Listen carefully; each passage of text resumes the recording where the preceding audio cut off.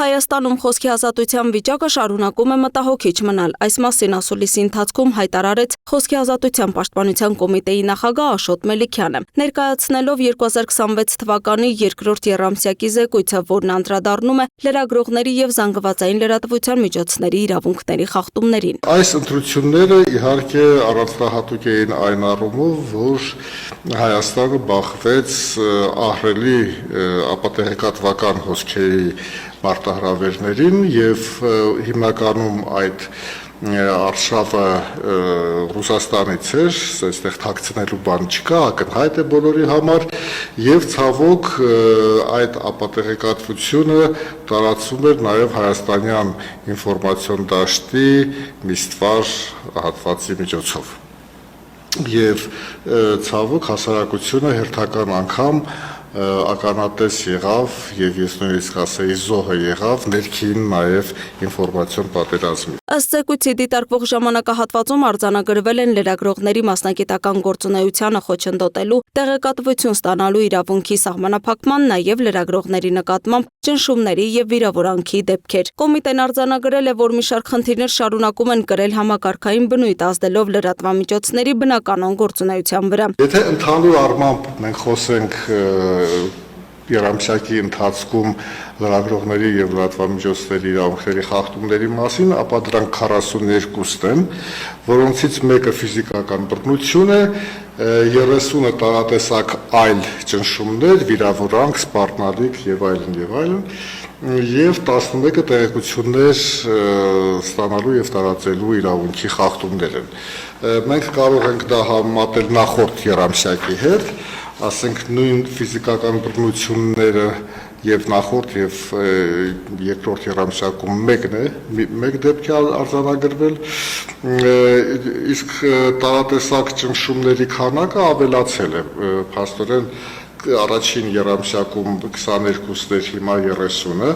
արձանագրվեց, 8 դեպքով աճ է նկատվում եւ տեղեկություններ ստանալու եւ տարածելու առումով էլ եթե առաջին երամսյակում 7-ն էր, ապա երկրորդում 11-ն է։ Աշոտ Մելիքյանի խոսքով ժողովրդավարական հասարակության կարևոր նախապայմաններից է լրագրողների անվտանգ եւ անկախ գործունեությունը։ Նա ընդգծել է, որ յուրաքանչյուր արձանագրված խախտում պետք է ստանա իրավական գնահատական, իսկ պետական կառույցները պարտավոր են ապահովել տեղեկատվության մատչելիությունն ու հարգել խոսքի ազատության հիմնարար սկզբունքը։ Արձանագրել ենք տարատեսակ ճնշումների 10 դեպք զուտ նախընտրական շրջանում պաշտոնական քարոզարշավի սկզբից մինչև քվեարկության օրը այդ հիշատակված ֆիզիկական բռնությունը այդ ժամանակահատվածում է տեղի ունեցել, արձանագրել ենք 6 վիրավորանքի եւ կամ սպառնալիքի դեպքեր եւ 3 կիբերհարձակման դեպքեր են արձանագրվել, որոնք որ կապվում էին այդ ժամանակահատվածի քարոզչության եւ այլն հանգամանքների հետ։ Հետաքրքիր է, որ հենց այդ նույն նախընտրական ժամանակահատվածում ընդդեմ լրագրողների եւ լրատվամիջոցների ներկայացված է 5 նոր դատական հայց, իսկ ընդհանուր ուրեմն երկրորդ երամսյակի ընթացքում 11 նոր հայց է ներկայացվել։ Խոսքի ազատության պաշտպանության կոմիտեն կոչ է անում պետական մարմիններին, իրավապահ կառույցներին եւ ոլորտի մյուս դերակատարներին հետեւողական քայլեր ձեռնարկել լրագրողների իրավունքների պաշտպանության եւ խոսքի ազատության երաշխիքների ամրապնդման ուղղությամբ։ Հատկապես երկրի ներսում ապատեղեկատվությամբ, քարոզչությամբ, քաղաքական քարոզչությամբ զբաղվող այն լրատվամիջոցները, որոնք որ